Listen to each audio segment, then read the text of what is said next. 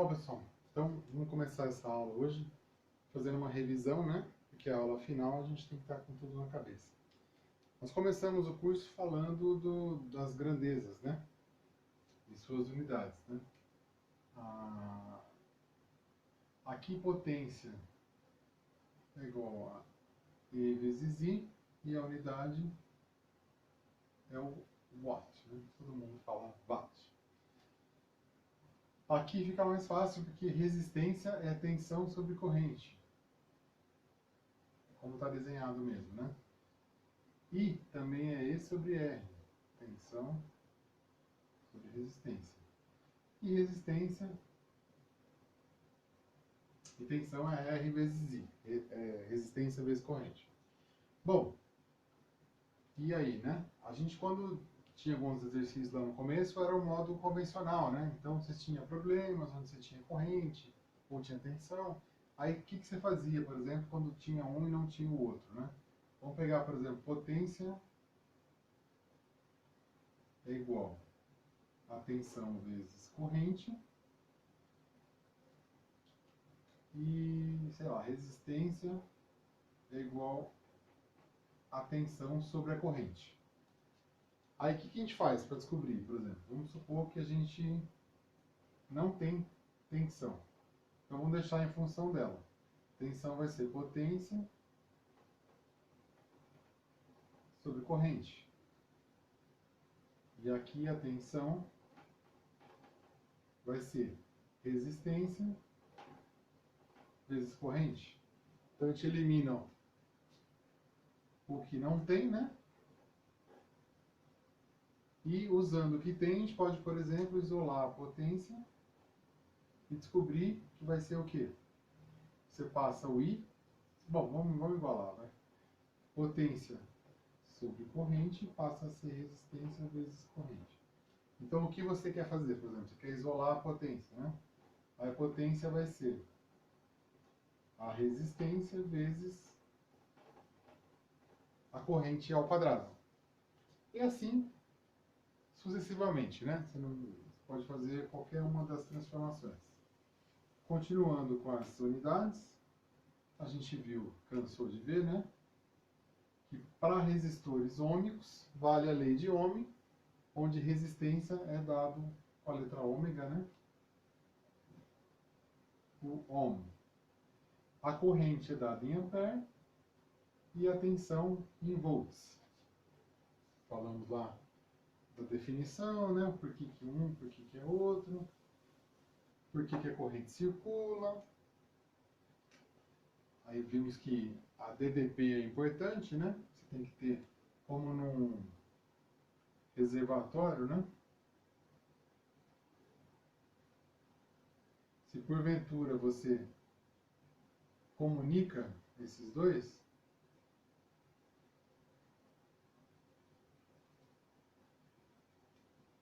se você tiver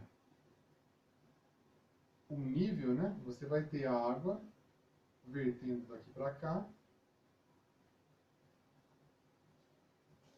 Isso é equivalente a uma corrente. E por que ela vai para cá? Porque aqui você tem um nível mais alto do que aqui. É a diferença de potencial. A gente deu aquele exemplo da bronca, né? Se a diferença de potencial for pequena, a gente fala vai. Se a diferença de potencial for muito grande, é vai agora. Então, esse tipo de exemplo mostrou para a gente por que existe o que é DDP e por que isso promove um movimento de cargas, né?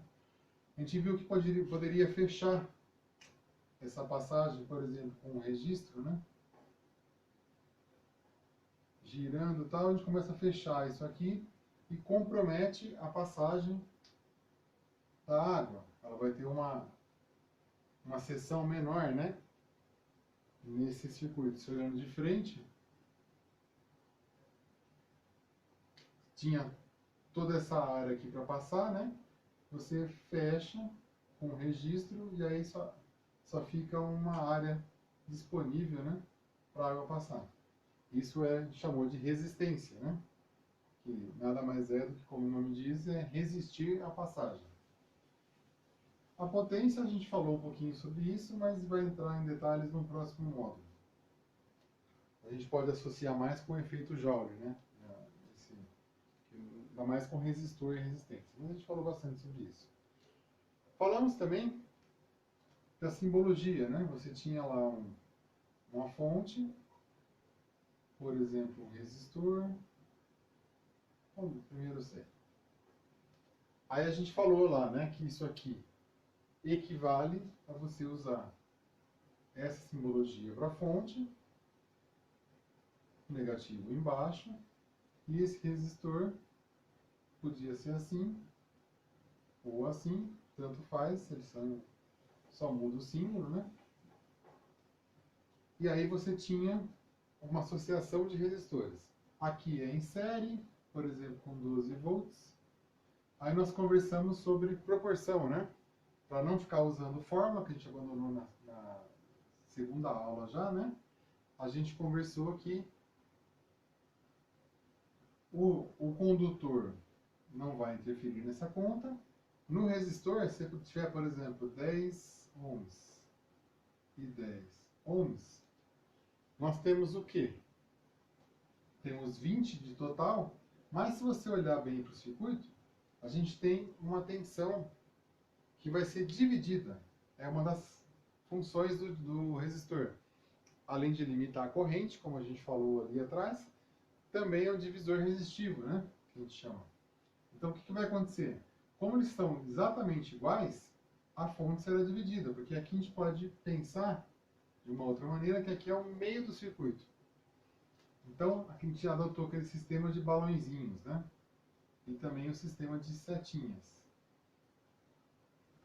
No sistema de setinhas, a gente falava que, como é metade, né? Metade de 12 costuma dar 6, a gente colocava que 6 volts estava sobre o componente. Vou chamar esse aqui de R1, esse aqui de R2. Então está sobre o componente. Aqui também vai ter 6 volts sobre o componente. Já aqui, a gente colocava só a tensão usando o voltímetro, né?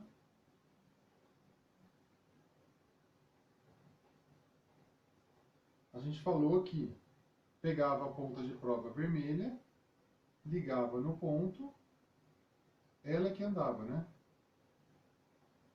Porque a ponta preta sempre paradinha aqui no negativo.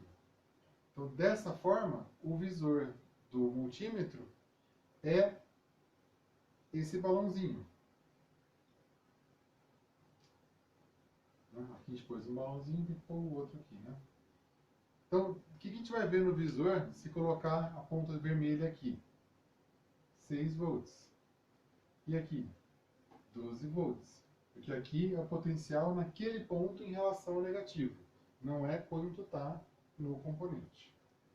Seguindo, é só uma revisão, né? Nós já vimos tudo isso.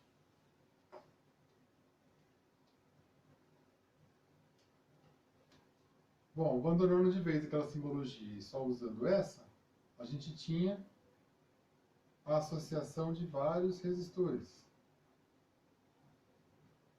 onde o cálculo era sempre por proporção, né? Então, por exemplo, a gente tinha 15K, 7,5 e 2,5.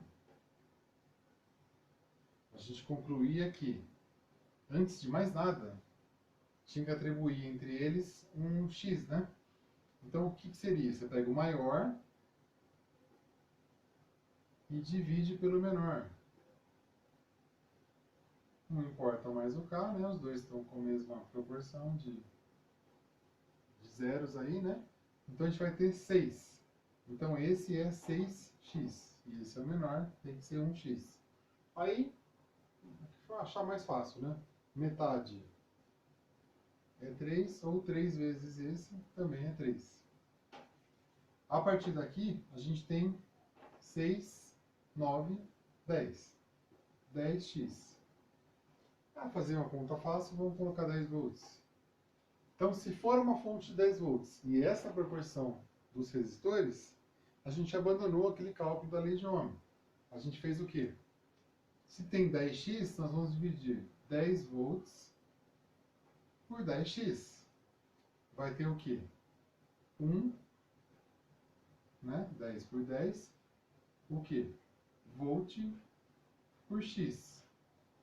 1 volt por x é só distribuir. Isso aqui tem 6x, nós temos 6 volts por x, 6 volts. Aqui de queda, nós temos mais 3x, então 3 volts. 6 mais 3 costuma dar 9. Sobrou mais 1, vai dar os 10 da fonte. Então a gente fazia dessa maneira, né? Era a única forma, a partir da aula 2, de calcular a equivalência. Aí a gente começou a distribuir componentes pelo circuito, né? Aí a gente colocou, por exemplo, se os três forem iguais,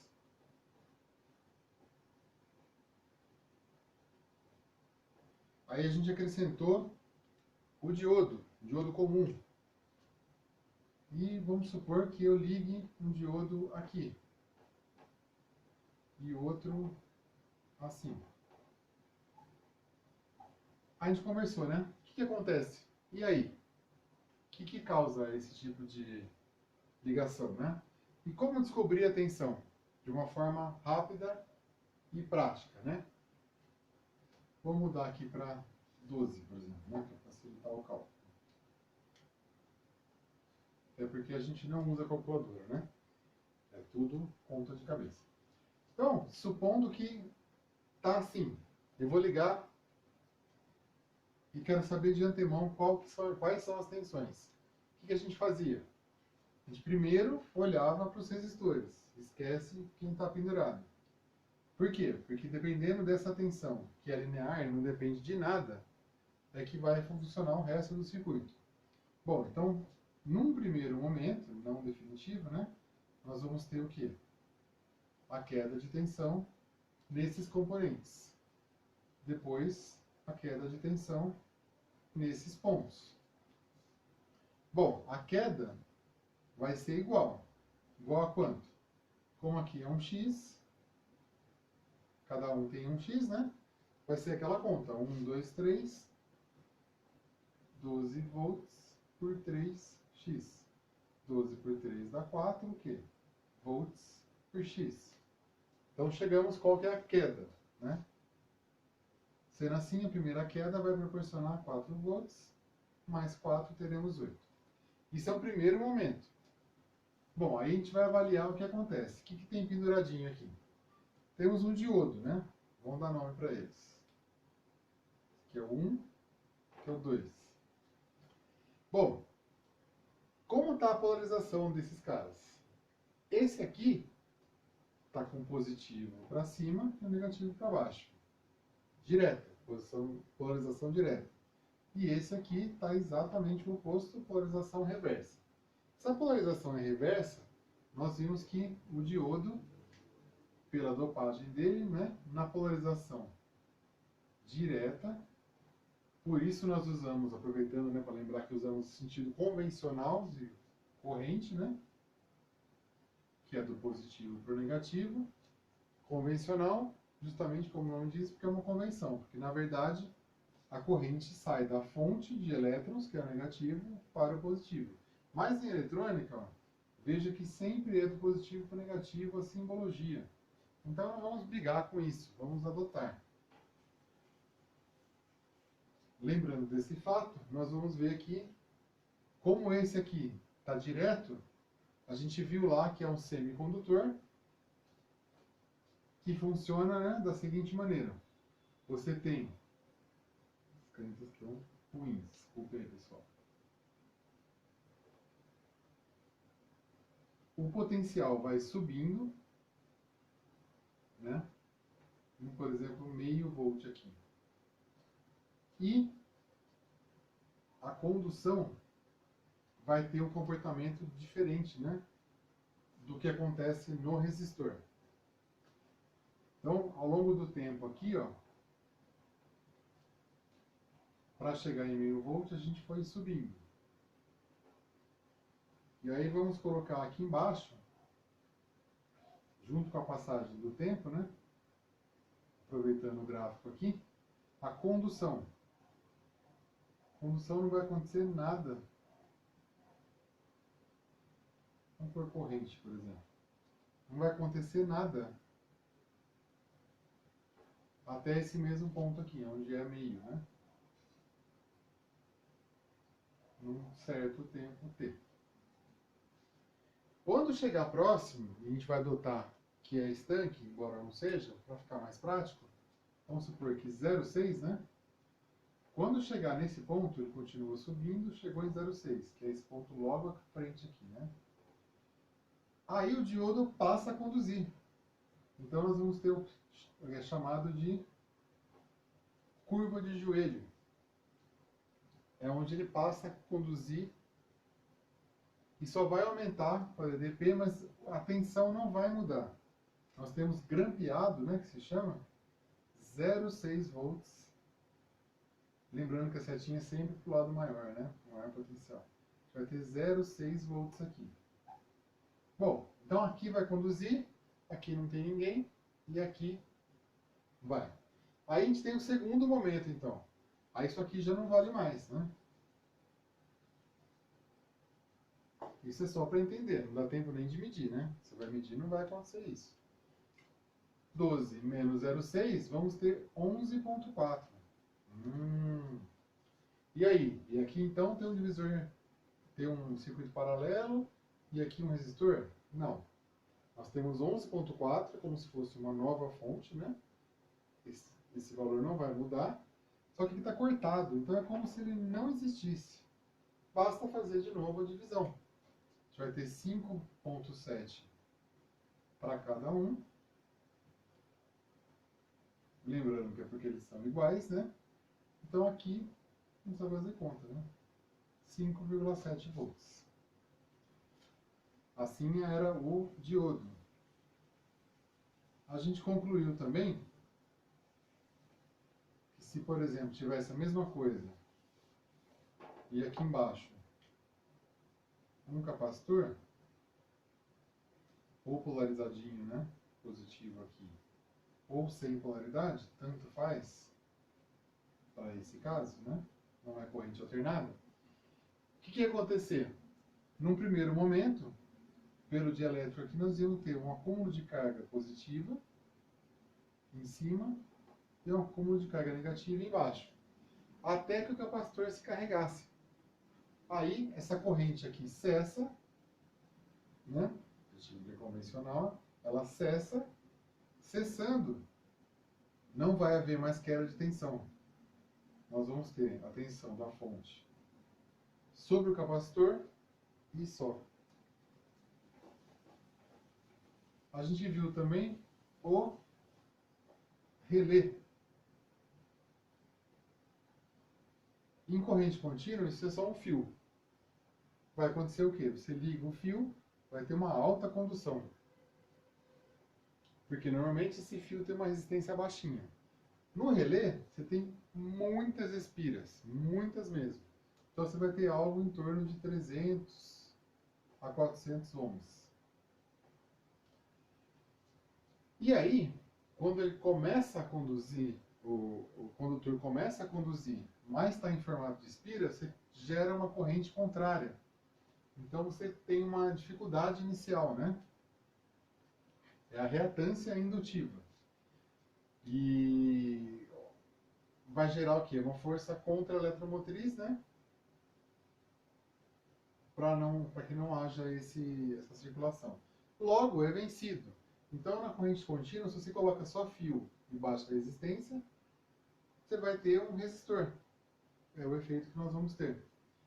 Mas, se você liga um potencial com essa resistência, fornecendo uma tensão contínua,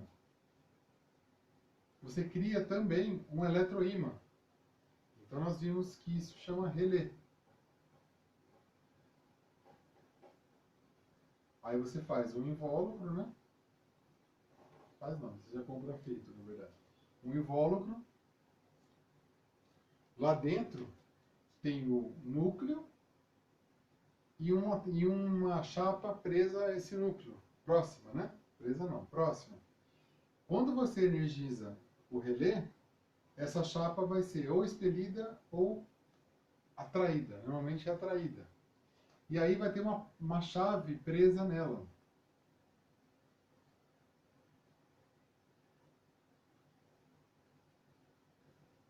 Esse aqui é o contatinho, tá, gente?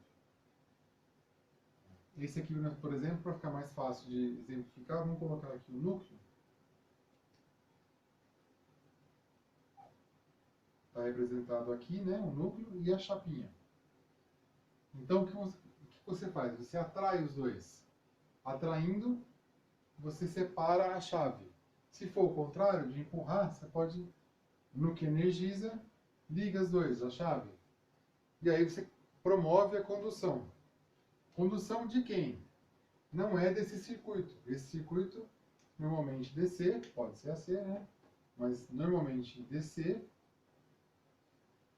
promove a ligação, por exemplo, tem de um lado uma lâmpada. Opa.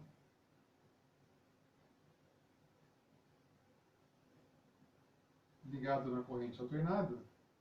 Então, de um lado, ela está alimentada, do outro depende do relé. Essa é a função dele. A gente viu também que para funcionar o relé, normalmente o pessoal coloca o quê? Coloca um diodinho. Aqui mais 12, né, por exemplo. E aqui ligado ao negativo. Eles colocam um diodinho para proteção. Por exemplo, ele está... a função dele é diodo damper, né? Ele está com a polarização reversa. Então ele não está funcionando.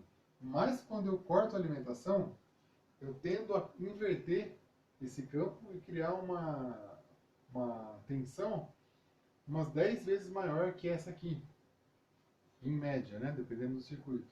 É como se você soltasse uma mola que estivesse apertada e tivesse a criação de um potencial. É instantâneo, é momentâneo. Só que se tiver um transistor para polarização, vamos pôr ele aqui, por exemplo, só para exemplo, né?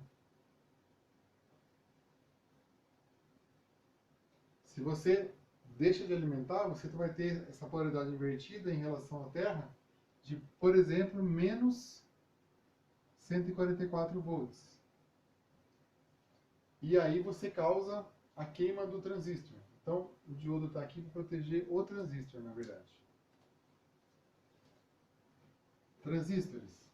Conversamos que não vamos falar sobre média condução, e sim só corte e saturação. Corte e saturação é aquela situação onde você alimenta na base, cria uma corrente circulante, né?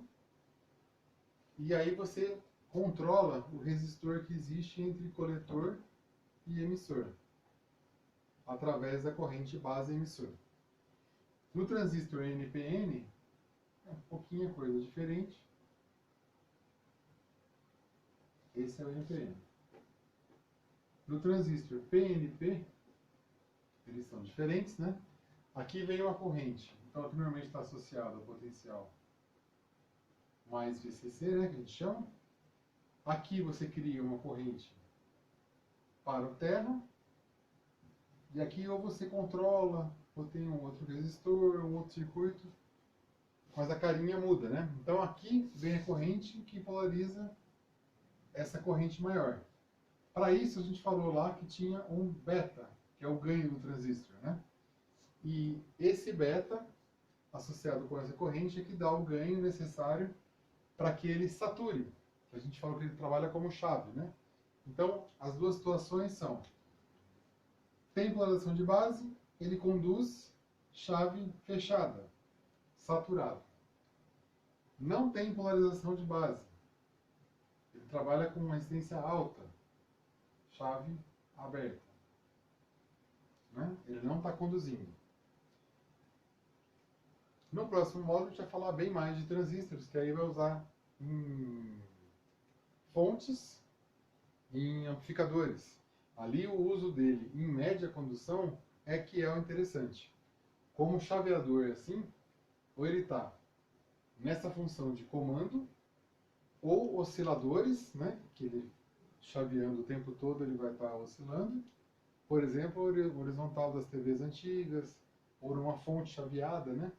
Que aí não precisa ser um transistor, pode ser um FET, um outro tipo de semicondutor, tiristores, né? Que fazem esse papel, que trabalham da mesma forma.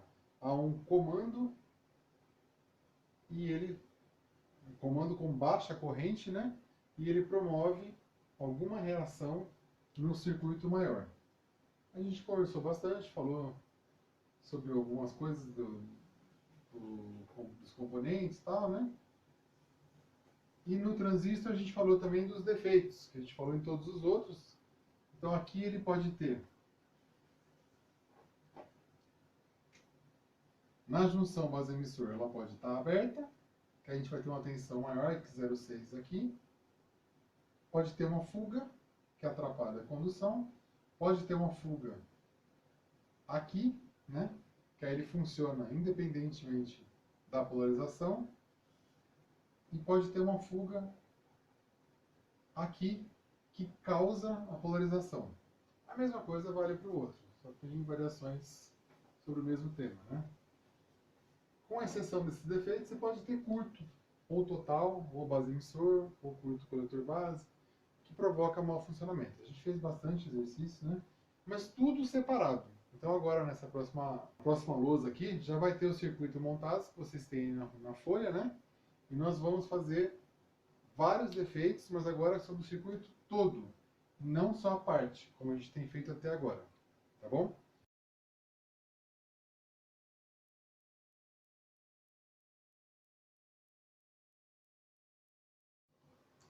Vamos lá, pessoal. Vou fazer primeiro uma explicação do funcionamento, depois a gente parte para os defeitos, né? Esse aqui é o interruptor crepuscular, que vocês têm na folha, né? Cada um tem o seu, com o valor dos resistores. Aqui ele está só indicado para a gente poder fazer a resolução. O princípio de funcionamento, né? Nós temos uma fonte de 12 volts, ligada no terra também, né? Seria então os 12 volts lá em cima e o terra aqui embaixo. Nós temos os componentes, são os que a gente viu durante o curso, né? Resistores, capacitores, transistores, diodos, relé, condutor, a lâmpada. As grandezas são as mesmas também, né? Tem tensão, vai falar um pouco sobre corrente, tem o efeito na resistência em cada resistor.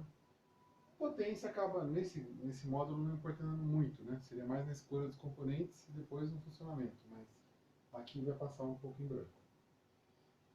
Como funciona o circuito, né? A gente tem aqui o LDR, que a gente pode encará-lo como um resistor, com uma variação de resistência a partir da incidência ou não de luz. Então, como funciona? Com bastante luz incidindo, a gente caracteriza no circuito com um solzinho, né? E aí ele tem a resistência baixa, menor que 100 ohms. Quando nós queremos simbolizar que ele está à noite, aí é o contrário. A gente coloca uma cobertura no LDR, né, como se estivesse tapando, e aí ele vai funcionar no modo noturno, né? Que aí é quando realmente a gente quer que ele funcione, que aí ele vai causar o acendimento da lâmpada, né, no período noturno. Tem alguns detalhes, né? Esse capacitor está aqui para o caso de, por exemplo, uma ave senta no sensor do LDR e faz durante o dia a luz acender. Não é o esperado. Então, vai guardar esse potencial por um tempo. Então, tem que ser uma variação por um tempo mais longo para que haja mudança no estágio da luz. Um detalhe também é o diodo. Esse diodo ele tem a função chamada de damper. É para quando você desliga o circuito e o relé não está mais energizado. Aí o que acontece nesse momento?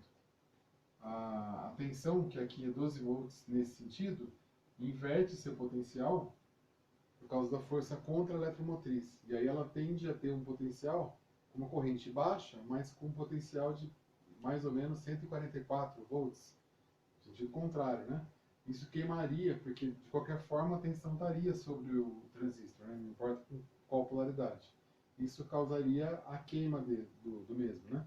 Então, esse diodo, ao contrário, acaba grampeando, né, em menos 0,6. Então, na polarização direta, ele está com a polarização reversa, não participa do circuito. Uma alta impedância. Quando tem essa polaridade ao contrário, ele grampeia em 0,6 nesse sentido. Para o circuito, ele vai estar com menos 0,6, protegendo o transistor. O funcionamento básico seria o seguinte. Dessa forma aqui, com o diodo tapado, ou à noite, né? O LDR tapado, ou à noite, que seria o funcionamento normal do circuito, né? Nós teríamos uma resistência alta, aí proporcionaria uma polarização em Q1, porque vai ter 0,6 na junção base-emissor aqui, por causa desse divisor resistivo, né? Aí proporciona uma polarização para Q1. Q1 conduzindo, diminui sua resistência interna, conduz e polariza a base emissor de Q2, que por sua vez vai ter a resistência interna coletor emissor caindo, né? Proporciona uma polarização de Q3 via resistor 4 e 7. O mesmo acontece, os dois são NPN, né?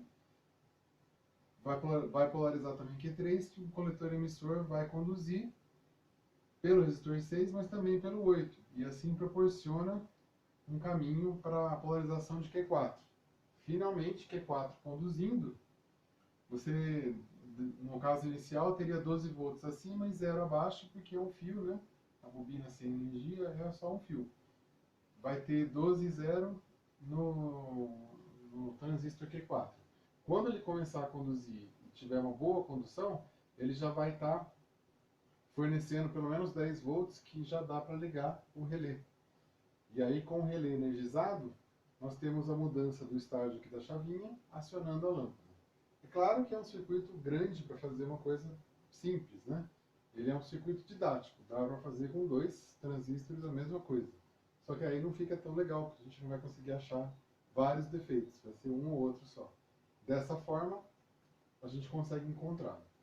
A bolinha, só lembrando, né, é a tensão que a gente tem quando coloca o multímetro com a ponta de prova preta no terminal negativo e com a ponta de prova vermelha em cada uma dessas letras.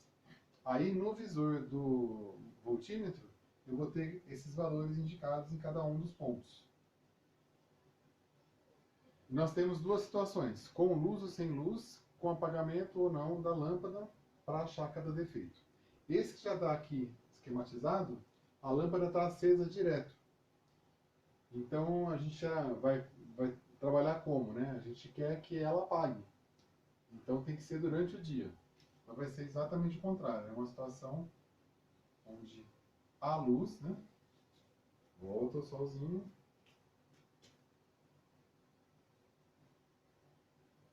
Um solzinho mais ou menos, mas dá para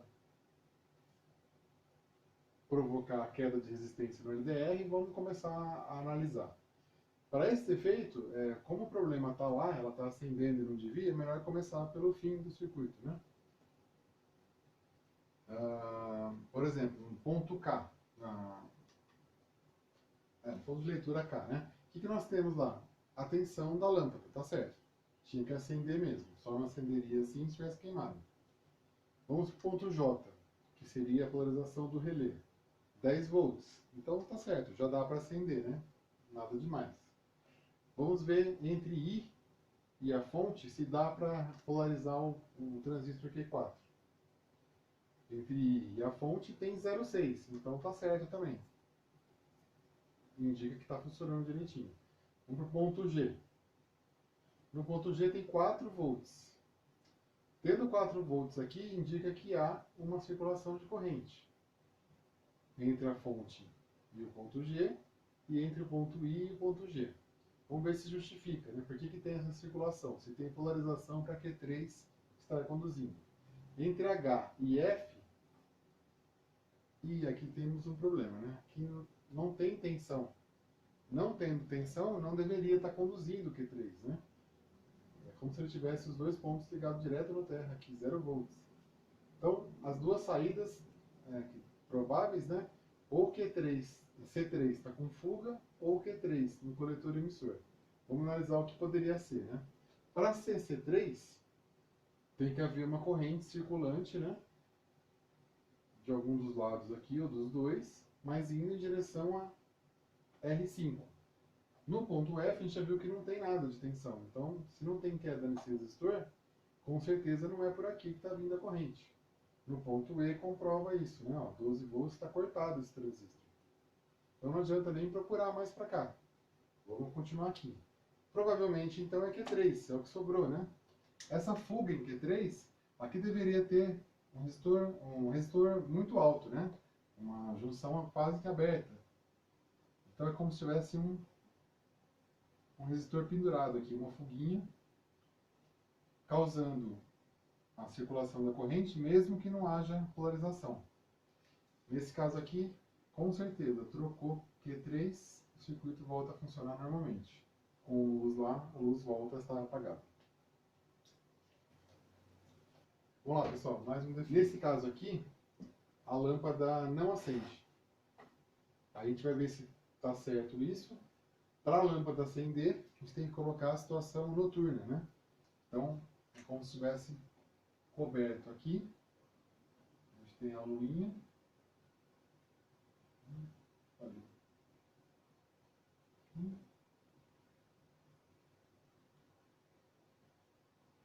Quase que a estrela não está um pouco nublado.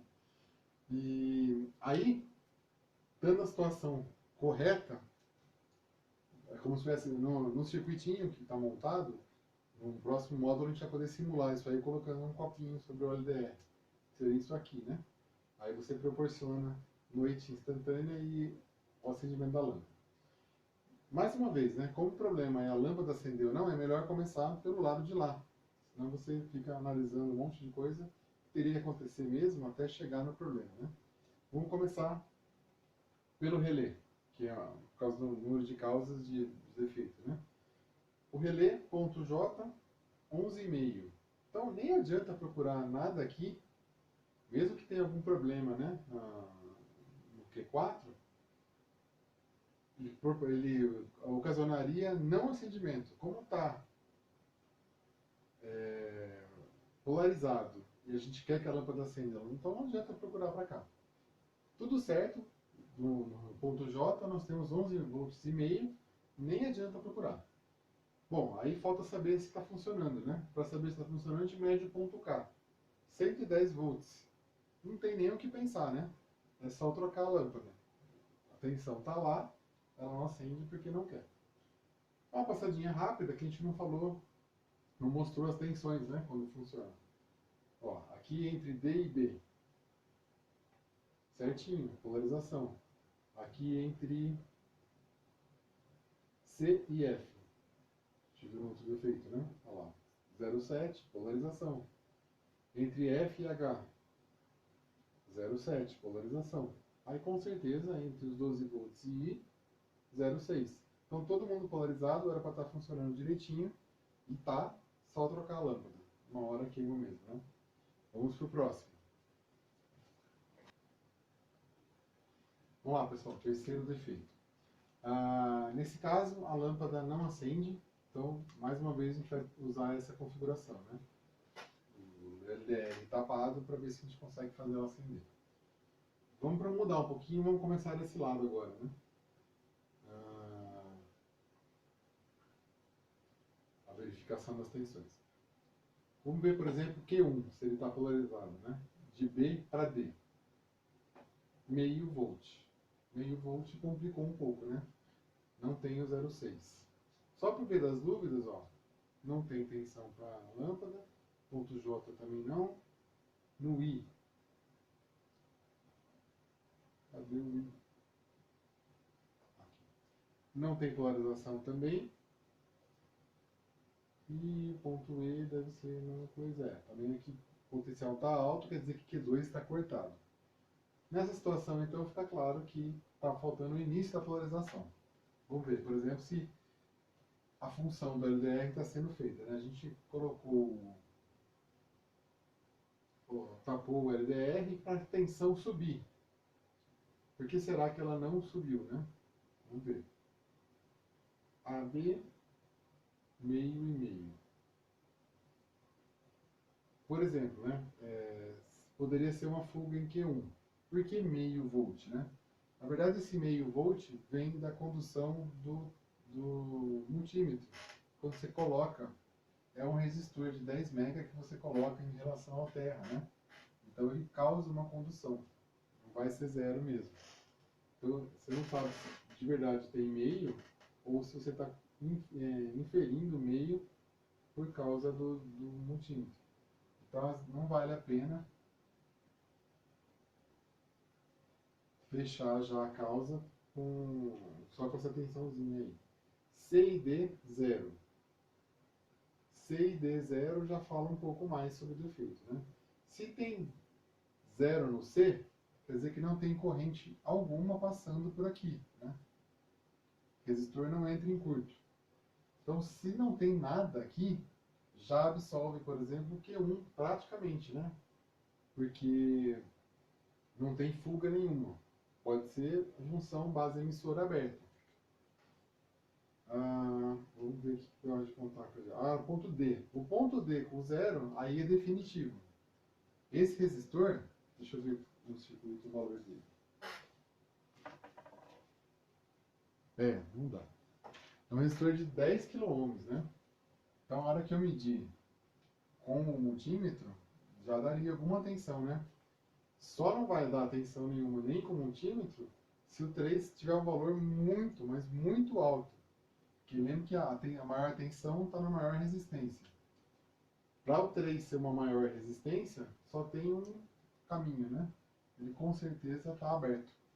Então não há a mínima corrente aqui, porque não há como circular, não polariza, meio volt aqui, os 12 lá já proporcionariam, né, uma polarização. Então aqui, por mais baixo que seja, não consegue chegar no valor porque não tem a circulação no restante do circuito. Certo? Então, com certeza, trocando o resistor, a gente começa a ter as polarizações e a lâmpada acende. Vamos para mais um. Olá pessoal, vamos para o quarto defeito, né? Aqui, de novo a lâmpada não acende, então a mesma coisa, configuração, fazer a lâmpada acender. Vamos agora partir mais para a vida real, né? Lâmpada não acende, você vai primeiro na lâmpada, K, tá certo, não tem tensão, a lâmpada não acende. Também é bem intuitivo você querer medir o relé, vamos lá, J, não tem tensão mesmo. Aí no Q4, 12 volts, tá certo, não está polarizado, não vai dar certo mesmo. Didaticamente, vamos começar de cá agora. Aqui, ó. Aí a gente vê se realmente está dando tão certas as funções, né? As tensões dos dois lados do circuito, né? Às vezes pode estar torto, vamos ver. A, 4 volts. B, 4.1. Indica que tem uma circulaçãozinha de corrente. No D, 4.7, está polarizado. 4.7, vamos ver embaixo. No C, ó, bem próximo o valor. Quer dizer que a resistência do transistor está mínima, né? Tudo bem. C, 4.6. Vamos ver o F. 4. Então, tudo bem. Está polarizado também. Se o F tem 4, vamos ver o E. 4 também. Então, condução máxima está saturado o Q2. Até agora, bonitinho, né? Se no ponto E eu tenho 4, eu tenho T06 a menos no H. H não tem. Ó, veja bem, se tem 4 volts numa junção base emissor, não dá, né? É como se tivesse 4 volts e uma polarização direta de um diodo, né? Como a gente viu anteriormente, não pode, né? Ele grampeia em 0,6, aquela condução de joelho. O potencial vai subindo e a condução, aqueles gráficos que a gente mostrou na aula de diodo, né? Vale para o transistor. Enquanto o potencial por exemplo, está em meio volt, o potencial vai subindo, a condução também está parada, ela está aqui, ó.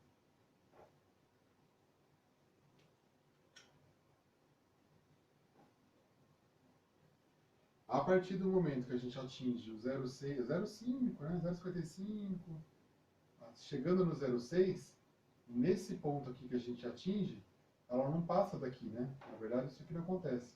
Ela trava aqui. E a condução, nesse ponto que atinge 0,6, ela sobe, a tensão de joelho. Então,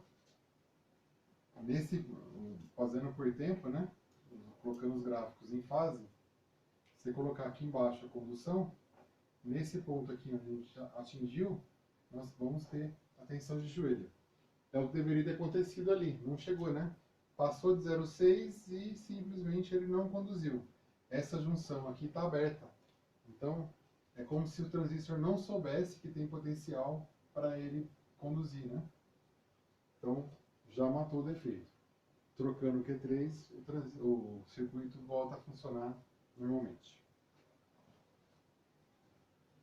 Bom, pessoal, para mudar um pouquinho a forma de provocar o defeito, né? Como a lâmpada está acesa direto, a gente quer agora que ela apague. Para apagar tem que ter sol, né?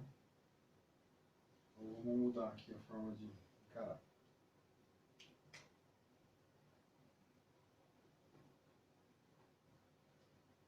Vamos lá. Está acesa direto. Tá certo, né? 110 volts, tinha que estar acesa mesmo. Mas agora com a lâmpada, com a luz acesa, né? Sobre o LDR, não era para estar acesa. Então vamos ver por que isso está acontecendo.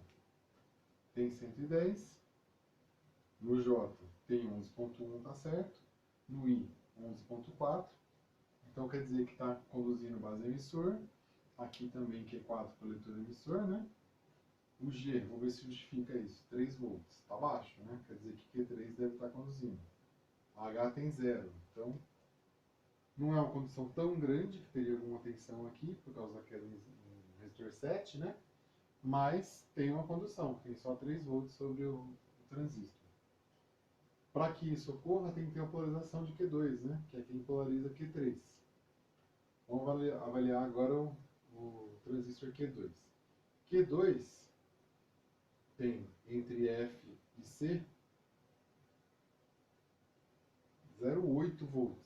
A tensão até meio alta, né? Por que será que ela está tão alta assim? Para estar alta aqui, tem que estar funcionando também o transistor Q1. Vamos ver. D, 12 volts, que é alto, e no C, 1,5. Se aqui está com 12 e aqui 1,5, quer dizer que tem uma tensão grande sobre Q1. Quer dizer que ele não está conduzindo muito. Vamos ver o ponto B. Sim, mas ele não era nem para estar conduzindo, né? Se no ponto B, tem de base emissor, né, do transistor Q1, que é do ponto D e B, tem só 0,1 volts. Então não era nem para ele estar conduzindo, né? Quanto mais bem, né? Então vamos tentar entender o que aconteceu. Poderia ser, por exemplo, uma fuga entre emissor e coletor de Q1. Só que aí o ponto D cairia. E não está, ele está com 12 volts, está cortado aqui, né? Isso aqui está cortado e aqui praticamente também não é por aqui. Esses dois pontos não estão conduzidos. Então esse potencial aqui de B e D estaria baixo, não alto. Então aqui é como se tivesse cortado. A gente elimina essa parte do circuito para entender o problema. Então vamos voltar para Q2, né? Aqui a gente sabe que está certo, o problema está aqui. Aonde será? No ponto E, 4. No ponto C, 1,5. E C para F está uma polarização até alta, né? Está esquisito. Provavelmente o que está acontecendo é que o Q2 ganhou um resistorzinho pendurado aqui, uma fuga coletor base nesse transistor. Que aí acontece uma polarização artificial, fazendo conduzir, só que uma condução até muito grande, né? Porque é uma corrente sem controle. Ela não está controlada como a corrente programada para ser por aqui, né? Então isso causa uma queda de tensão maior, até 0,8, né? São detalhes, né? Não vai... O fato é que trocando Q2 vai resolver, né? É um defeito mais sutil esse, né? Você caminha, chega que é por aqui. O porquê é mais para a gente exercitar, né? Porque de fato, trocando o transistor, você vai resolver. Vamos para o último, então, para a gente encerrar a aula.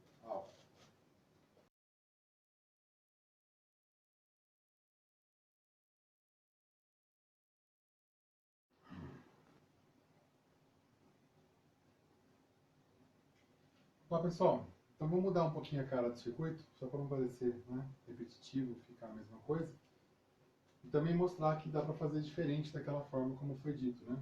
Menos transistores, mas a carona não muda muito, até porque, né, tem que ter a lâmpada, tem que ter o relé que atraca, tem que ter o chaveamento, o relé, o LDR tem que estar sempre acionando sem luz, né? Isso não pode mudar. Dá para mudar, mas não é muito interessante, né? Esse é um modo natural. Você pode fazer o contrário, né? Mas não vale a pena ficar inventando a moda, né? Agora aqui tem um dispositivo a mais. A gente falou lá do capacitor, né? Caso uma ave pouse, pode fazer cintilar a luz, piscar e tal. Aqui também tem uma proteção contra dias nublados ou entardecer, na transição, né, entre muita luz e pouca luz, para não ficar piscando, oscilando enquanto há uma transição, né? Então tem uma barreira, estanque. É o diodo Zener, que a gente viu inclusive na revisão, né? E ele funciona como um degrau, né? Para que só funcione a partir, no caso, ó, de 6,6 volts. Você tem 0,6 na junção base emissor e 6 volts no diodo Zener. Então a gente tem 6,6 daqui a aqui para começar a polarização. Então, com ele despolarizado, a gente tem luz incidindo sobre o LDR, baixa resistência, assim o A vai estar bem próximo de zero, não polariza o diodo, nem Q3, né, na base do emissor. Assim C, o valor é alto, B, o valor é baixo, A também. Aqui, como não há polarização de Q3, não há polarização de Q2, então F é alto, E é mais baixo, D é baixo. Mentira, né? E não é abaixo nada, porque aqui quem está isolando é Q3.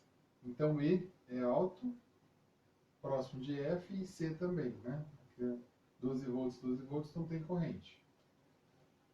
Só não é igual porque quando a gente coloca, como disse no outro circuito, quando você coloca o multímetro, você cria um caminho para o terra. Aí ele dá um potencial um pouquinho, pode até polarizar fracamente a base emissora.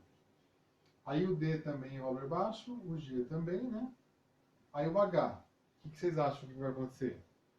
Bom, o H, ele está ligado por um fio, né? Porque sem passagem de corrente é só um fio. Então 12 volts, 12 volts. Aqui é que está a alta resistência, né? Então nesse caso aqui, nós temos a rede, 110, e não temos nada sobre a lâmpada porque o relé não está atracado. Essa seria a situação desarmado.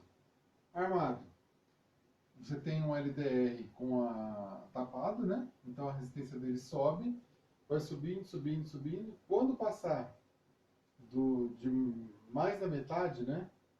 Quando ele tiver mais do que o dobro, na verdade, né? Do que esse resistor de cima, ele permite o 6,6. Assim, polariza via diodo a junção base emissor de Q3, fazendo cair esse potencial, né? Porque a resistência de Q3 cai, cria um caminho de polarização de Q2, assim que Q2 começa a conduzir, cria um caminho para polarização de Q1, Q1 começando a conduzir, você conecta o terra ao relé, que energiza e atraca. De novo o diodo damper, né, protegendo.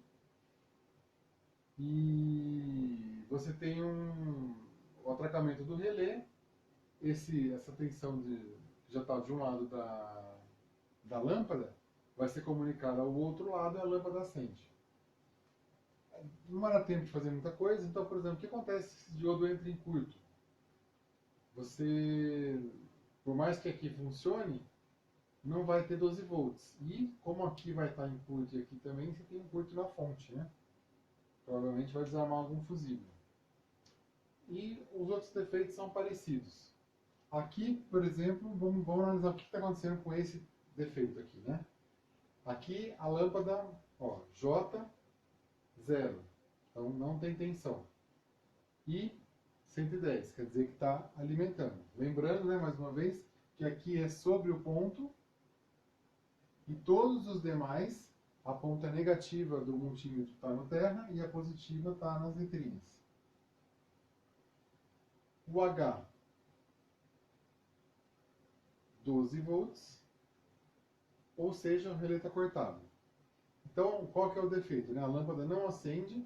Para isso, o que a gente faz? Para a lâmpada acender, a gente cobre, né?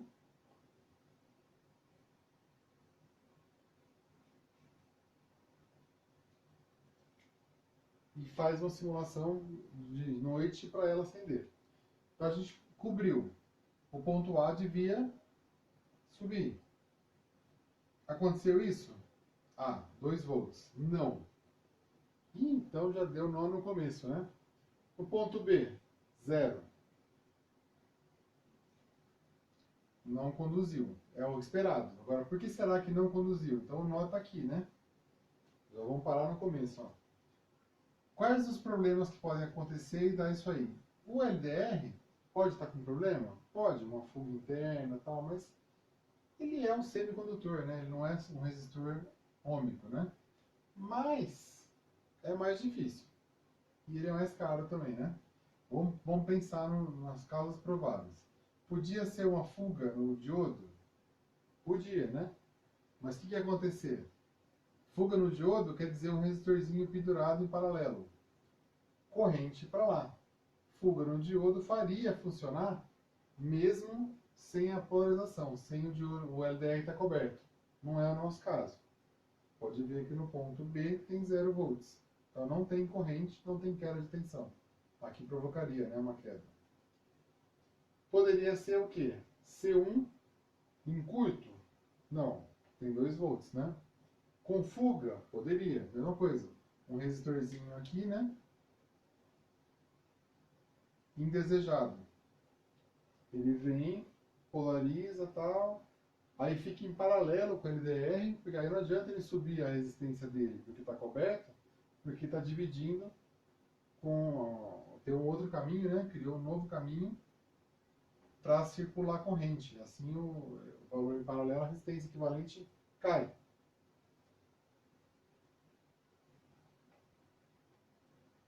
Um outro, porém,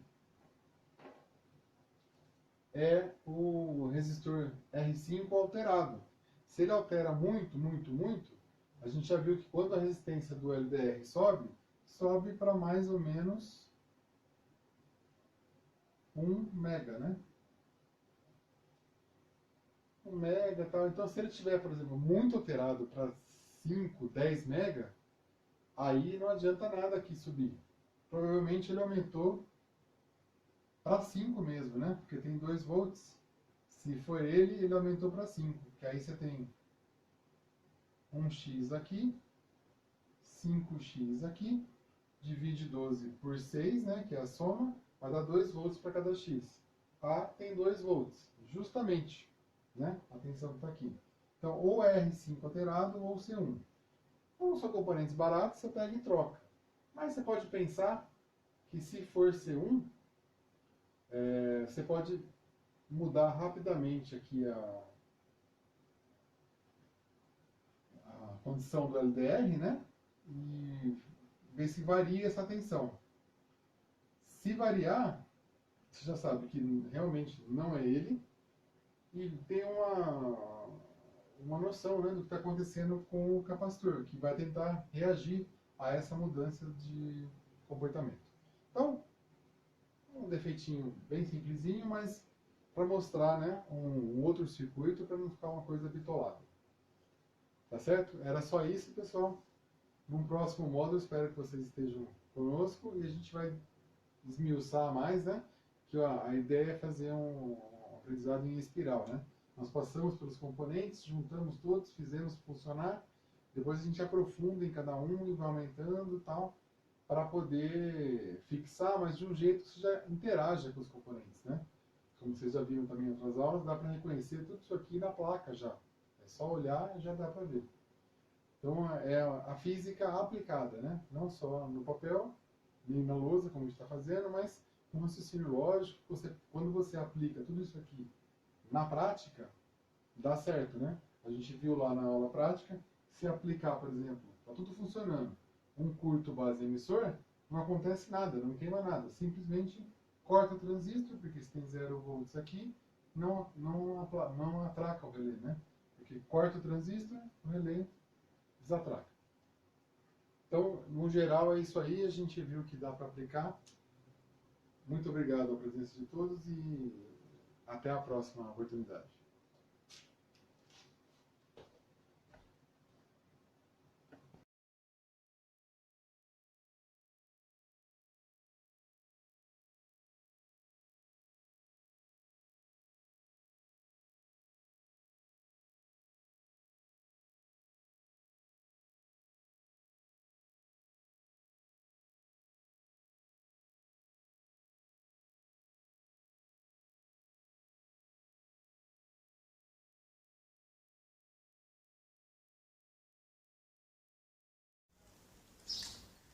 Olá pessoal, então vamos dar prosseguimento, né? Acabamos de fazer a aula teórica, vamos começar a prática falando das mesmas grandezas, né? A gente falou de resistência elétrica, falou de tensão, corrente, e a potência aqui ficou só na escolha das lâmpadas, é uma informação, né? A gente não vai usar esse conceito. Então vamos falar só um pouquinho sobre o circuito antes de começar a manipular, né? Os grupos já estão aí organizados, né? E vocês têm um montado desse. Esse veio montado porque demoraria muito. Tem que parafusar, tem que fazer ligação, conferir se não vai explodir. É mais complicado esse. Então vamos partir já do princípio que está tudo funcionando, né? Como está agora, que é mais rápido. Senão demoraria uma aula só para confeccionar. Então aqui eu tenho a energia elétrica chegando. É a alimentação do nosso circuito. Depois a gente vai pensar na distribuição, né? Esse fio verde mostra o estágio em que eu alimento e depois já distribuo para uma parte seguinte, que é a intermediária. Temos um fusível de proteção, que foi calculado para 2 amperes. Temos aqui essas ligações vermelho e azul, para diferenciar que são os polos, né? Não tem polaridade, mas tem duas alimentações distintas, né? Nesse caso nosso aqui com 127 volts é fase neutro. Não importa para nós quem é um, quem é outro. Dá para fazer um teste e descobrir. Mas não é o caso aqui. Vamos continuar, né? A gente tem a parte intermediária. Aí, quando eu ponho esse fio ligando a essa malha da frente, essas duas malhas aqui, né, que nós temos, nós vamos conseguir, na verdade, inicialmente é uma malha, porque eu vou estar alimentando o lado de cá. Quando eu for usar a ligação em paralelo, eu vou ter duas malhas. O importante não é malha, lembra o que a gente falou, né? Vamos deixar para lá esses conceitos que no início só atrapalham, não contribuem. Depois ele é necessário, né? À medida que o conhecimento vai avançando, você precisa dar nome às coisas para poder avançar. Então nós temos aqui agora alimentação, divisão de polos. Então o que é esperado? Um lado é alimentado com, por exemplo, a fase. Então essa fase está passando para cá. Se eu retiro esse conector, eu na verdade estou desligando o que tem para frente, porque essa ligação desse lado está em série. A mesma coisa acontece de lá, é um espelho. Por isso mesmo que ela foi confeccionada dessa forma, né? Então, como vocês têm aí, eu não preciso ficar explicando com ela levantada, mas para ficar claro o que eu estou falando é isso, né? Vocês têm aí o lado de cá, vamos chamar de cima, e o lado de baixo. Tanto é o prolongamento apenas da 127 que se eu ligar uma lâmpada, ela deve fazer o quê? O que vocês acham que vai acontecer? Tem algumas opções, né? Nada, acender, explodir, são várias as opções. E eu acho que ela vai acender, né? Porque é exatamente isso que está acontecendo. Nós estamos ligando na tomada uma lâmpada 127. Como ela tem um conector, é só plugar. Para comprovação, vamos ver se é verdade isso, né? Ó, se eu colocar aqui, eu estou exatamente em paralelo. É a mesma ligação. Para isso a gente tem 127 volts. Por que será que isso acontece? Por que não aconteceu nada? Eu coloquei a lâmpada, tinha 127. Coloquei a lâmpada, 127. Coloco o multímetro, meço 127 e nada disso interfere. A gente viu na aula passada. Isso acontece porque essa ligação paralela altera somente a resistência do equivalente do circuito. Então a corrente vai mudar, mas a tensão é a mesma para todos os lados. Esse é o conceito de ligação paralela. Equivale lá no circuito do interruptor crepuscular o LDR, né? Aquela hora lá. A gente tem em cima a alimentação de 12 volts e embaixo massa, terra, negativo, como você quiser chamar. Que era lá, inclusive, que a gente pegava a ponta preta, ligava e a vermelha ficava pulando no circuito com aqueles pontos de A a K que a gente foi medindo, né? Já aqui não, né? Aquela ponta, aquela parte para fora do relé, ela tinha essa configuração de medição. A gente media a rede, né? Indicava que aquele fiozinho, que é exatamente igual a esse, trazendo a alimentação. Sobre a lâmpada, a gente media lá, tinha uma tensão 110, por exemplo, que é o 127 que a gente está aqui agora. Então a gente está medindo, agora nada, sobre a tomada e em paralelo com ela. É diferente daquela hora que a gente media. Vamos simular aqui, né? Eu estou com um ponto parado e saio medindo pelo circuito, que é aquele circuito polarizado, com positivo e negativo. Eram 12 volts de corrente contínua. Aqui eu tenho corrente alternada. Com ligação em série não tem sentido fazer isso. Eu vou ligar aqui, por exemplo, eu vou medir nada. Porque eu estou medindo o mesmo fio. Não tem queda de tensão no fio. A resistência é muito pequenininha. Então, não tem queda de tensão, né?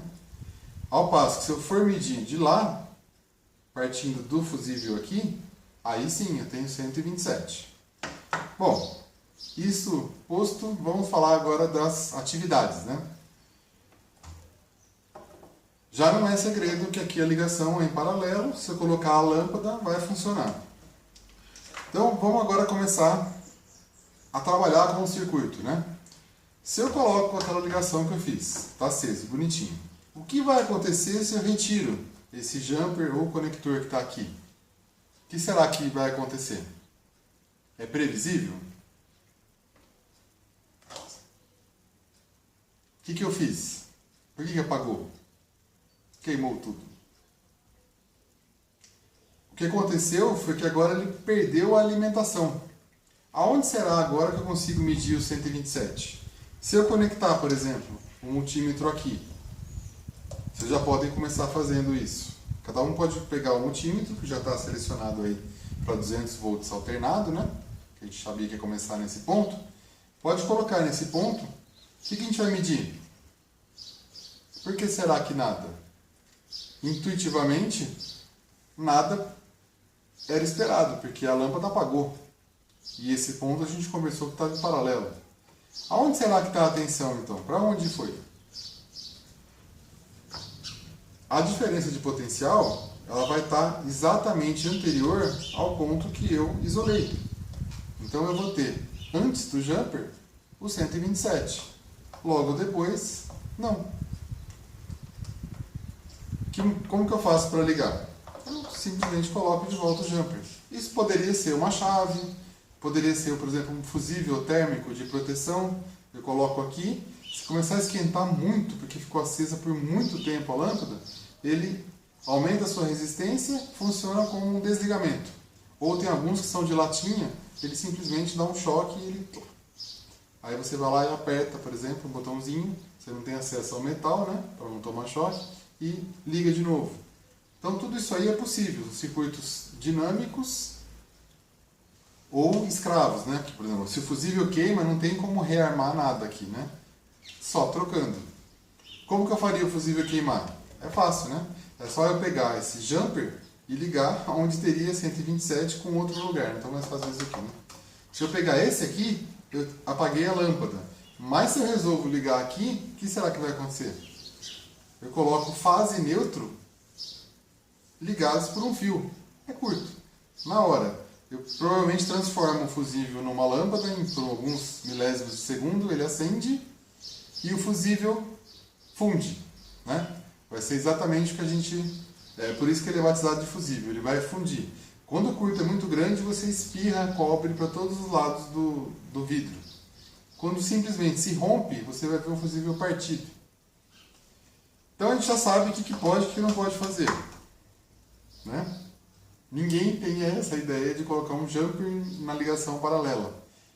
É 127 volts que você vai estar unindo, aí é efeito Joule na certa. Pode acontecer até de derreter o fio, se você insistir e o fusível não abre, por exemplo, se ele está mal dimensionado. Não é o esperado, a gente quer entender como funciona, né? Vamos fazer agora mais uma ligação.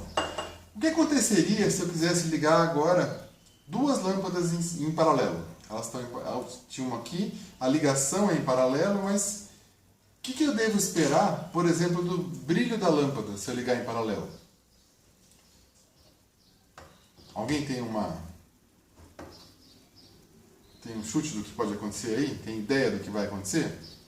Vocês acham que vai acontecer de diminuir o brilho, apagar as lâmpadas, ou não muda nada? O que será que vai acontecer? Como a gente conversou, quando você coloca uma outra lâmpada, eu estou alterando a resistência. E isso altera a corrente de alimentação. Mas a tensão continua a mesma. Então elas vão estar sob o mesmo regime, do mesmo jeito. Não tem alteração no brilho da sala, mas não de cada lâmpada, né? Então, eu posso pensar que se eu quero aumentar, por exemplo, a iluminação de um local, eu posso colocar várias lâmpadas da mesma potência, não preciso comprar uma maior. E vou ligando em paralelo. Só tenho que saber que vai acontecer um fenômeno. Vai aumentar a corrente no circuito. Tá certo? Vamos ver se isso é verdade? A gente pode monitorar essa corrente, né? Vamos ver se isso é possível?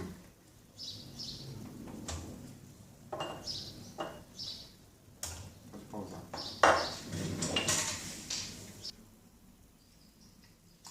Bom, a gente fez aquela experiência com a corrente indireta, né? Por indução a gente mediu pelo campo da bobina a corrente. Agora vamos fazer ligação em série, com o perímetro em série. Aí a gente tem que perceber alguns detalhes, né? Primeiro que não pode ficar ligado a vida inteira. Tem um tempo limitado aí que vai provocando um aquecimento. Você não pode chegar muito perto do nominal do perímetro. Então vamos fazer sincronizado, né? Pedir para ligar, a gente liga. Pedir para desligar, a gente desliga. Vocês têm aí um perímetro posicionado e tal. O que vai acontecer? Tem corrente agora passando? Aqui já está alimentado. Eu estou fazendo já o papel do jumper com o amperímetro, né? Então a malha já tem alimentação. Vamos ver se é verdade? Vocês têm aí um voltímetro, pega o outro que já está posicionado em tensão.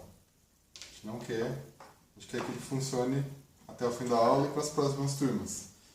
Então, ó, vocês vão ter o 127 aí, né? Quer dizer que está alimentado. Tem corrente no perímetro? Não, né? Por que será?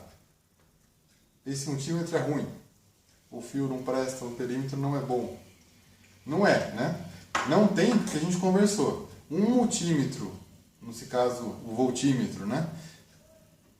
Para ser bom, ele tem uma resistência interna bem alta, porque ele não deve interferir. Como um medidor de pressão. Ele não pode, por exemplo, ser um calibre alto, uma veia com calibre alto, eu coloco o medidor de pressão e altero a vazão, a pressão, eu não estou medindo nada, estou alterando tudo. Aqui é a mesma coisa.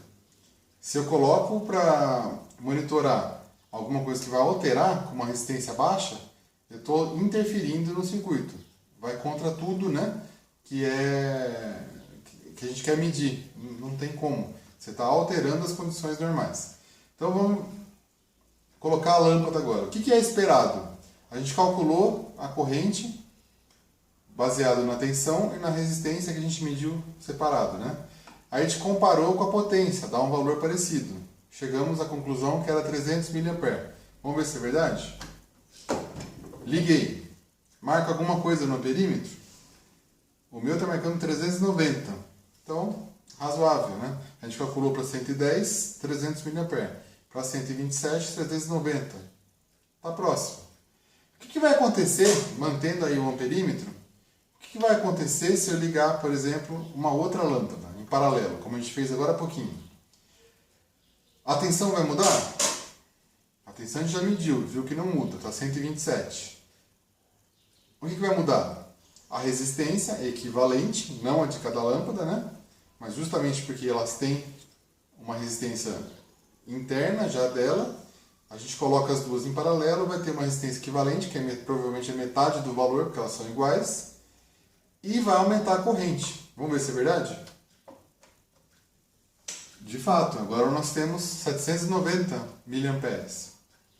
Então está comprovada a teoria.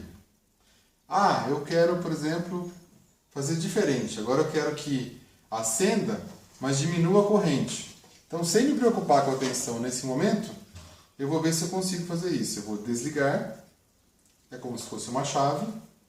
E o que será que acontece se eu puser uma lâmpada agora não mais em paralelo, mas em série? Já que o amperímetro está ligado, vamos conversar de corrente. O que vai acontecer com a corrente? Eu posso fazer um pouco melhor para prever. Vamos ajudar os cálculos. Eu tenho só uma lâmpada. E agora eu vou colocar outra, não mais em paralelo, em série. Como a gente viu, aqueles resistores lá no circuito do LDR. Eu não preciso fazer cálculo nenhum para saber que depois dessa lâmpada e antes dessa, eu estou na metade do circuito. Porque a alimentação vem por um lado e eu estou dividindo isso no meio. Então eu espero o quê? Tensão dividida, né? Porque vai ter a alimentação dessa e dessa, vindo do mesmo lugar, então elas estão ligadas em série. E eu vou ter uma queda na corrente também, né? Porque eu estou oferecendo uma maior resistência. Agora eu tenho que passar por duas lâmpadas. Antes eu tinha o quê? Dois caminhos, né? Então eu estava oferecendo um caminho diferente para aumentar o número de elétrons. Porque a resistência acabou diminuindo. Agora é o contrário. Vamos ver se é verdade. Eu tenho uma corrente menor. Esse é o... Agora, por que não é a metade daquela que a gente mediu? Porque agora eu não tenho aquelas duas associadas, né? Eu teria que medir primeiro de uma só e depois, como vocês puderam ver, é exatamente a metade.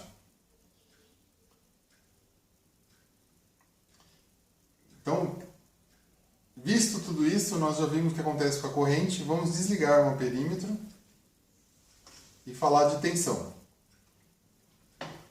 Para isso, a gente desliga na tomada, não aqui porque tem tensão. Cada um desliga na tomada, recoloca o jumper. Vocês viram que é demorado uma aula prática, né? Por isso que a gente evita uma delas, não são todas, porque envolve bastante detalhe. Agora eu vou ligar.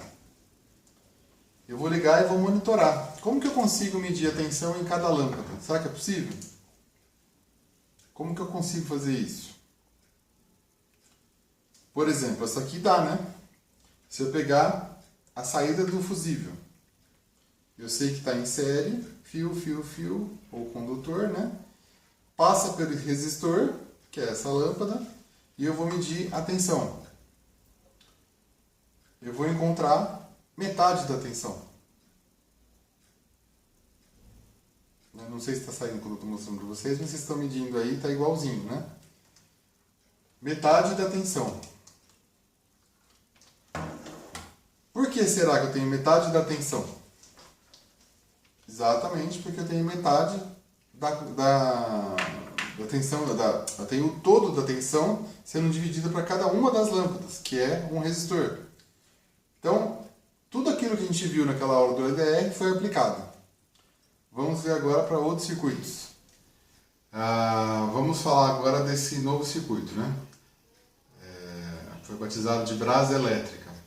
O que acontece é que nós temos aqui uma ligação em série, exatamente como em alguns casos do circuito anterior, só que aqui nós temos uma lâmpada com o vidro quebrado, já está com o filamento exposto, por isso que a gente não pegou montado, né, exatamente como o outro.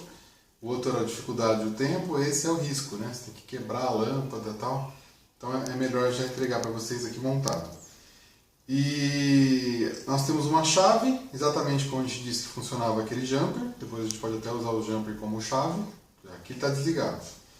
A alimentação, que agora é corrente contínua. Nós vamos utilizar 8 volts de corrente contínua, que é o potencial que está a bateria nesse momento. E aí, em que consiste, né? Nós vamos perceber que existe aí uma divisão já de tensão, porque é um circuito sério, né? Nós temos a DDP em cada um dos pontos. Então vamos medir a chegada e depois aquele outro método. Nós vamos ter, por exemplo, simplesmente sobre os componentes. Vamos ver. Vamos ligar. Então nós temos o quê? Aí o positivo passa pela chave. Nós temos a ligação em série com uma lâmpada, essa que está com o vidro cortado, né? E isso alimenta também uma outra lâmpada, essa aqui, corrente alternada, tem uma resistência bem mais alta, mas ela não vai funcionar com a alimentação adequada, então ela vai estar só no caminho, né? Funcionando como um resistor mesmo. E aqui uma lâmpada de corrente contínua, 2,5 volts, ligada em série. Então essa ligação em série tem dois divisores aqui, um divisor resistivo, né, com dois componentes. Essa lâmpada aqui e essa. Vamos alimentar então e ver o funcionamento. Se ele puder aproximar. Está bem fraquinha a lâmpada. E aí nós vamos fazer o sopro, por isso o nome brasa elétrica. Depois discutir o que aconteceu, né?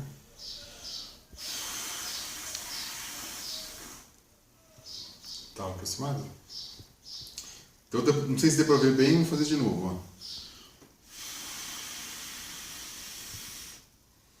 O que a gente pode falar sobre o que aconteceu? Vamos ver o que acontece com a tensão no momento que eu assopro.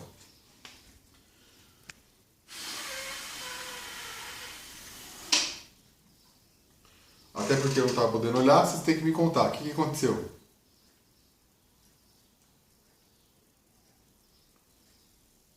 O seu caiu? Vamos fazer de novo então. Sopra de novo e mede. Ah, subiu, né? É o que é esperado, né, pessoal? Só pode aumentar o brilho se você aumentar a tensão ou a corrente. A corrente aumentou por quê? Porque você abaixa a resistência dessa lâmpada, mudando a temperatura dela, né? Consequentemente, você muda o fluxo de corrente, porque caiu a resistência do circuito por causa da queda dessa lâmpada. Sendo assim, a relação, lembra do X tal que a gente tinha visto? Ó, vamos medir essa aqui 100, assoprar, né? 6,8 e 1 volt, né, que a gente tinha medido. Vamos colocar 7 e 1. Então a gente tem 7x e 1x. Vamos fazer de novo. Agora eu vou medir nessa aqui, para o quanto ela cai. Nessa aqui, os 7 volts vai para 6,4, 6,5. Então o que houve foi uma variação na proporção da tensão distribuída, né? Como a resistência dessa lâmpada caiu por causa da variação de temperatura, ela passou uma corrente maior por todo o circuito e a DDP também migrou, né? Ela passou a ser menor aqui e maior na lâmpada, causando o acendimento. Então, é como se tivesse aumentado a potência da lâmpada, né? No fim das contas. Por quê? Foi fornecida uma alimentação maior para ela. Aqui ela está com sintoma, né? Quando você pega uma lâmpada 220 e liga em 127. Você está alimentando com metade da tensão. Porque não basta só você proporcionar a passagem de corrente, né? Você tem que respeitar a tensão nominal a qual ela foi projetada. Tá certo? Vamos preparar então para o último circuito e a gente encerra o assunto. Olá pessoal, esse circuito é um reostato. A gente explicou durante o curso algumas vezes, mas vamos falar desse especificamente, que é o que a gente vai montar, né? Então vocês vão pegar um resistor de chuveiro, o pessoal chama de resistência, mas a gente já aprendeu que é o fenômeno, né? O resistor está aqui, a gente vai enroscar no parafuso as extremidades do resistor, vai conectar a ligação da bateria que está aí disponível para vocês, tanto faz qual. O outro lado a gente conecta no suporte da lâmpada. Vamos fazer essa primeira parte aí. Certo? Tranquilo, só enroscar, né? Então aí, o outro lado da lâmpada, a gente vai ligar nesse fio que vem para a chave, nesse outro fio que vem para a gente poder medir, né? A gente vai ser aquela perninha do trimpote que a gente viu durante o curso, né? E o outro lado da alimentação, que assim fica um circuito série, né? Então, recapitulando, esse circuito série vai passar pelo resistor, que é a resistência chuveira, comumente chamada, né? A lâmpada, a chave, o nosso resistor variável aqui, o ajustável, que é o trimpote, e termina com outro polo da fonte. Assim, a gente consegue fazer um ajuste dinâmico aqui, né? A gente não vai ter o mesmo valor o tempo todo. A gente vai variar o quanto de corrente chega a lâmpada. Vamos ver se a gente colocar onde será que seria bom, né? O máximo de corrente para a lâmpada, ou qual a menor corrente para a lâmpada. Vocês conseguem predizer antes de conectar?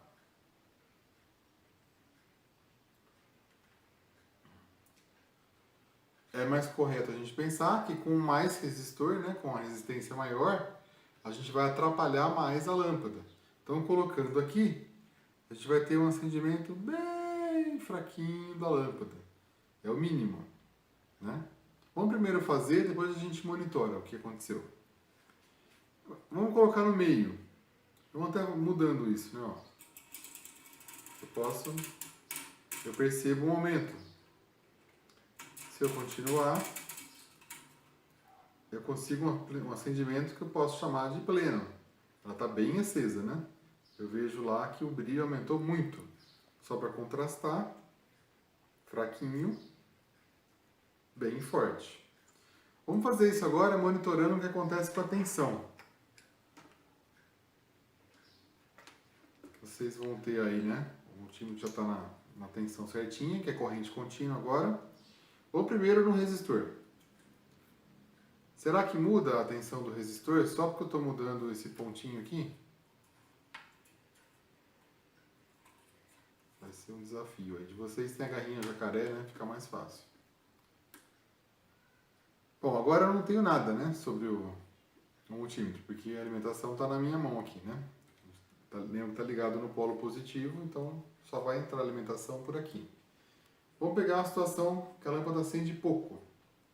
Eu tenho 1,70 sobre o resistor. Eu posso usar aquele outro método, né? E medir, por exemplo, sobre a lâmpada. Aí eu tenho 3,75 sobre a lâmpada, não, desculpa, depois da lâmpada, né? 3,78. Provavelmente essa é a minha fonte, né? Que eu tenho aqui em cada parte que eu estou medindo, a alimentação que chega para o resistor e lâmpada. Vamos agora fazer aquele outro método em que você fornece a alimentação. Vou medir de novo a lâmpada, fora. 3,8, 2,12 e 1,64.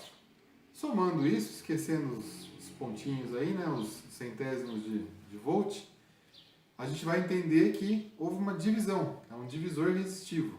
Você tem o valor máximo aqui e o valor máximo aqui, que não varia, né?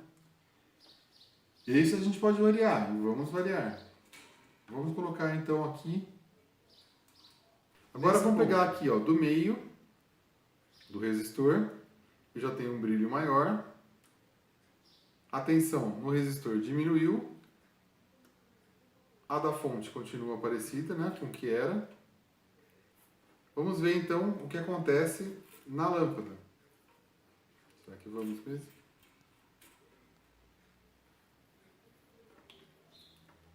voltar a vida aqui. Ó, na lâmpada eu tive já um acréscimo, estou com quase 2 volts. Isso explica por que o brilho aumentou. Vou fazer mais baixo aqui para que vocês consigam ver a minha também, como a de vocês aí acesa, né? Então, ó, rapidamente. Brilho menor.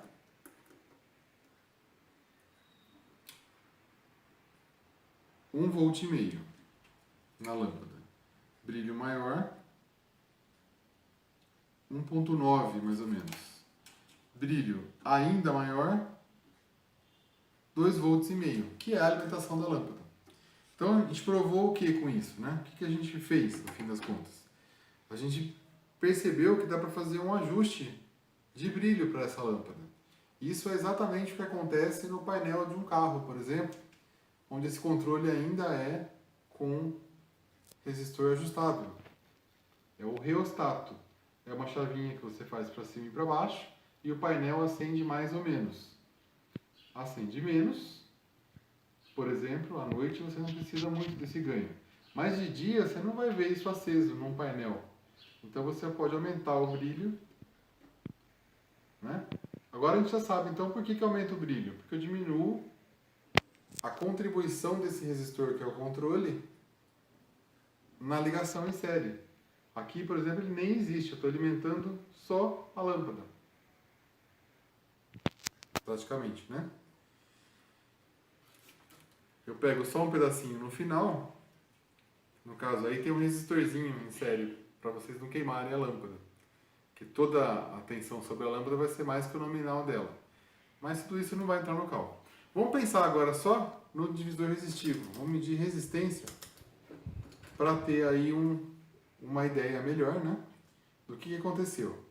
Quando eu tenho aqui de fora a fora, ó, vocês podem medir aí, às vezes está um pouquinho cortada a resistência. Tem que apertar bem. Ah, na verdade deu 10. Eu tinha um mau contato ali, ó. A minha aqui está dando 10 ohms.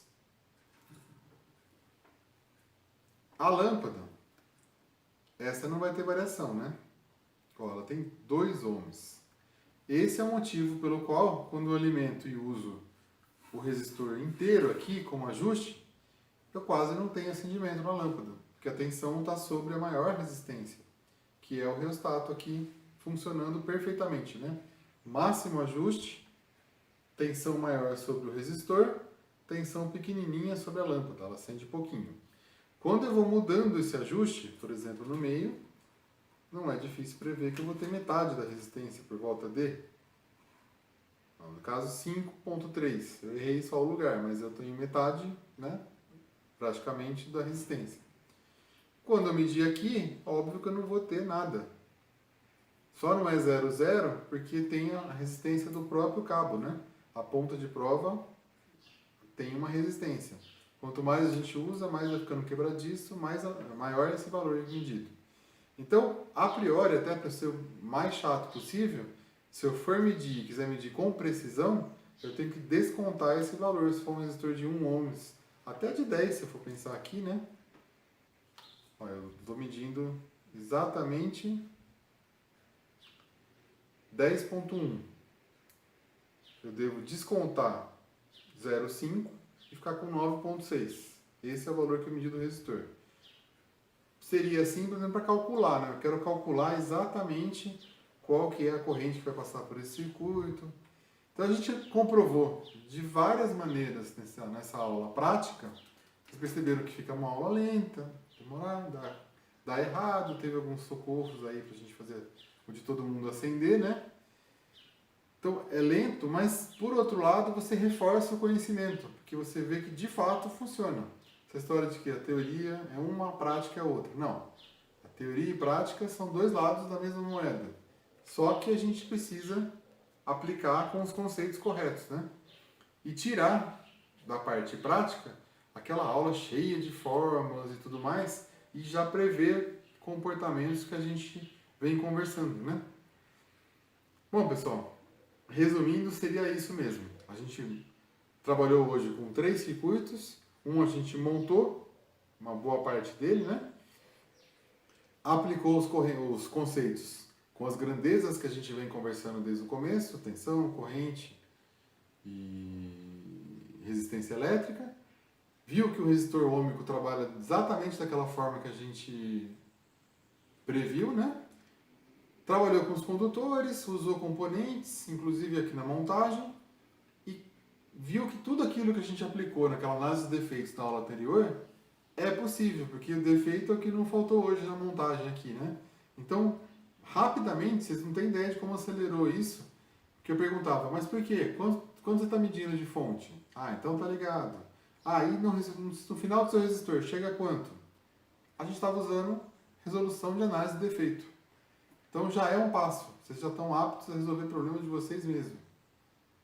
Então, só ressaltando aquele cuidado, né? Tudo isso aqui, mãozinha, tal, tensão, corrente contínua, tensão baixa. Se for 3.000 volts, não adianta ser 2.000 volts, né? Não adianta ser corrente contínua.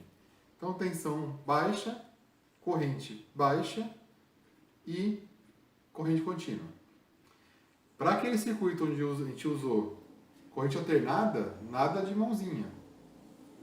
Conector isolado, tudo isolado, a lâmpada no suporte. Aquele da brasa também, a gente teve contato com o filamento, mas a alimentação corrente contínua baixinha. Nada de quebrar vidro, usar a lâmpada. Você acende a lâmpada incandescente com 127, vai ser o último suspiro daquele filamento. Certo? Então, dados os recados quanto a cuidado, mãos à obra, vamos começar a montar em casa, seguindo. Vocês podem construir tudo o que a gente fez aqui em casa, seguindo os cuidados que a gente cansou de falar durante a aula. Tá bom? Obrigado, pessoal. Até a próxima.